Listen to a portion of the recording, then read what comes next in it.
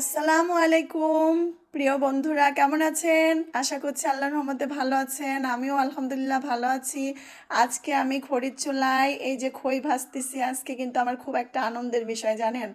আজকে যে আমি খই ভাজতে পারবো আমার নানির মতন করে, এটা আমার কাছে একটা কল্পনা এবং স্বপ্ন।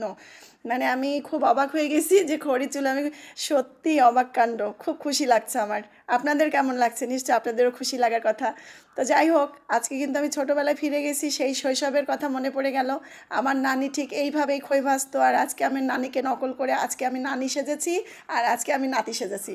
বুঝলেন? দেখেন কি পটপট করে ফুটতেছে, সত্যি আমি খুব খুশি, খুব খুশি। আর এই যে চারপাশে দেখেন কি সুন্দর করে খইগুলো ফুটে ফুটে পড়ে যাচ্ছে, আর এইভাবে কিন্তু আমরা খুঁটে খুঁটে খেয়েছি নানির পাশে বসে।